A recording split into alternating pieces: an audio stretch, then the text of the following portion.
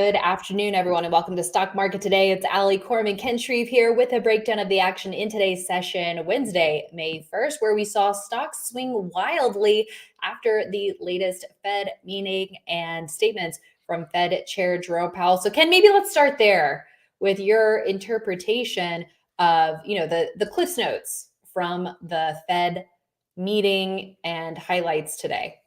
Yeah, I mean, he pretty much stuck to a standard script, acknowledging that inflation is taking some time to bring down. We've had elevated core PCE for basically since the start of the year, but he's optimistic that the economy still seems to be chugging along. The one difference in the statement is that the Fed did say that they were going to slow down the pace of their bond selling. So the Fed had been selling bonds and lowering its balance sheet, and that's caused interest rates to upward pressure on rates. So if they kind of slow down their pace of bond selling, that could cause some downward pressure on rates. And I think that's market initially like that.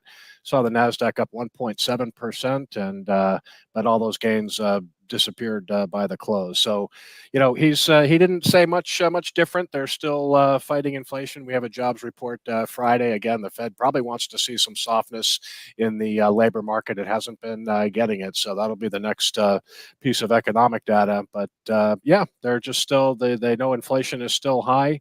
PCE around 2.8%. They want to see that get down to 2%. They won't start cutting rates until they're convinced it really is headed lower.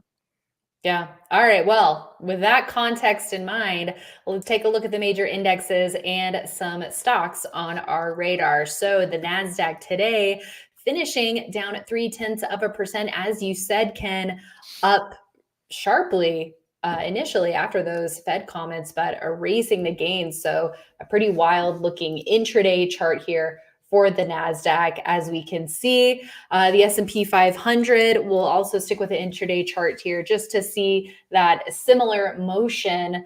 You can always tell when the market starts interpreting the Fed statement and comments from Powell. The S&P down 0.3% by the close. In the green, though, we did have the Dow today of about 0.2%, but well off its highs. Some resistance for all of the major indexes at key levels, including the Dow, and the Russell 2000 up about 0.5%, but well off of its highs as well, Ken. So we are seeing some volatile action and some continued damage in the indexes. Yeah, this is the eighth day of a rally attempt for the Nasdaq. It's still below the 50-day moving average here. And again, there was an initial positive reaction by the stock market to the Fed statement, and we had the Nasdaq reverse higher.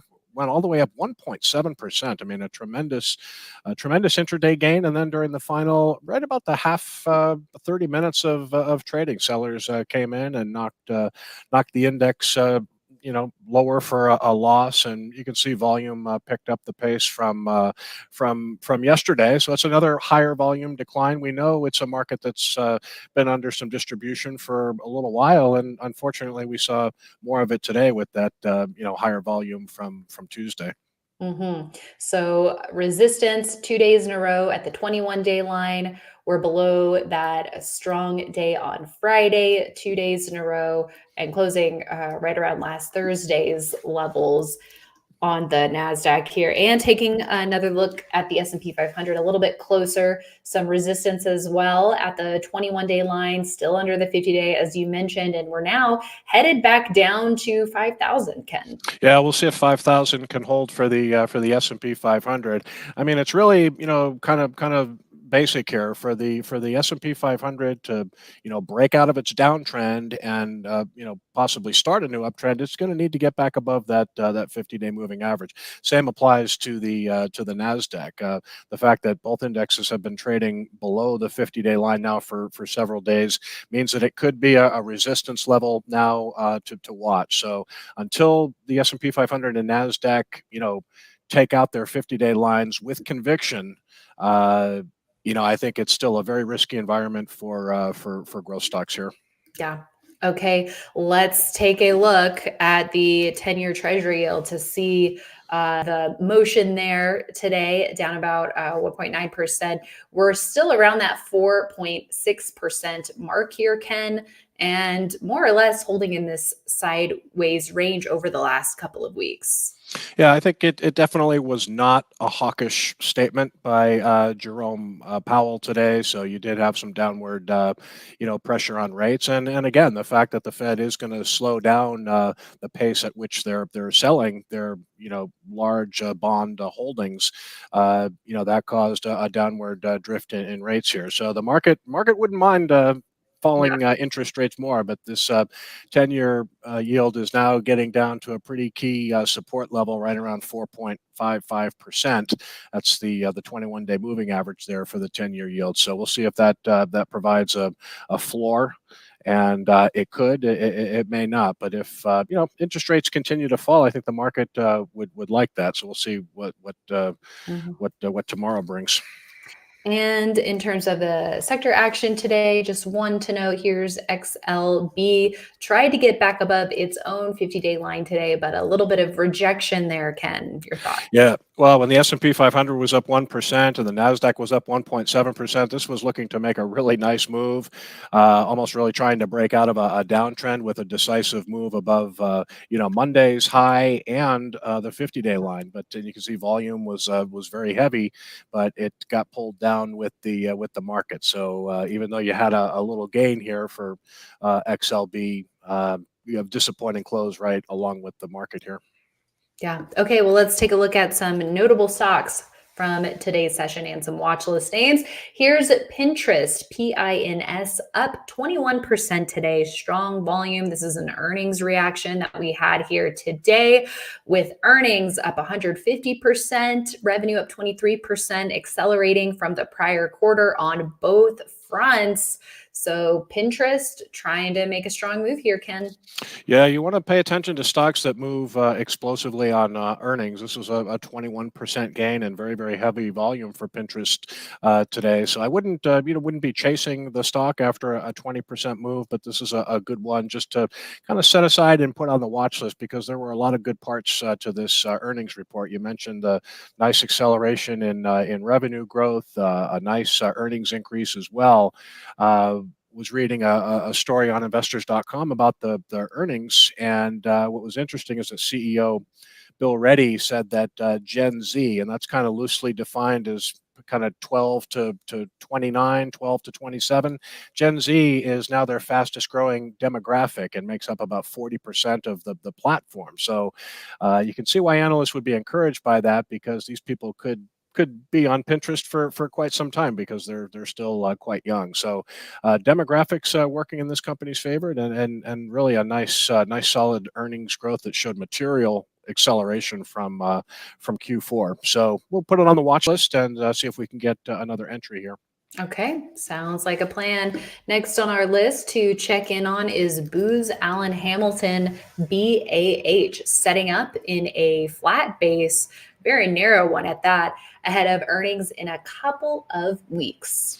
Yeah, still a ways out here. Bloomberg once referred to this company as the most profitable spy company in the world. So they do a lot of consulting and contracting work with the U.S. government. But like the setup here, you can see a very favorable response to earnings when they reported in September, and then the stock has just been kind of doing a good job holding those gains and moving sideways. So it's setting up in another base here, near the top of the base. So if we can sort of get this market back on an uptrend, which it's not yet, you want to take a look at setups like this, because these stocks can move early, and this one's on breakout watch, and really good fundamentals here, and passes a lot of gets a lot of check marks that we like to see here. So near the top of a base, and another good one to keep an eye on. Okay, now let's look at AVAV. This is AeroVironment, and it's also working on a base. A nice earnings reaction last quarter for this stock as well. Yeah, it was a very favorable response to earnings, and then the market it just got kind of pulled back with the market, but it kind of stopped right at its 50-day moving average, and now it seems to be working on the right side here, above the 150 level. So AeroVironment is a defense contractor, one of the largest sellers of drones to the U.S. Military. A lot of AeroVironment's drones are being used in Ukraine right now. So. Nice earnings report about 3 months ago, and another stock setting up in a base here with pretty good fundamentals. I was reading that the drone market is expected to grow, 20% annually for the next 10 years or so. So seems like fundamentals are pretty strong at AVAV, and still has a ways to go before we see an entry, but liking the stock's relative strength here. Yes. All right. Well, that is it for today, everyone. Thank you so much for tuning in. And the team will be back tomorrow morning on IABD Live. And we hope you join us, investors.com/IABD Live, for all the details on that. We will see you there. And then we'll also see you right back here tomorrow after the close.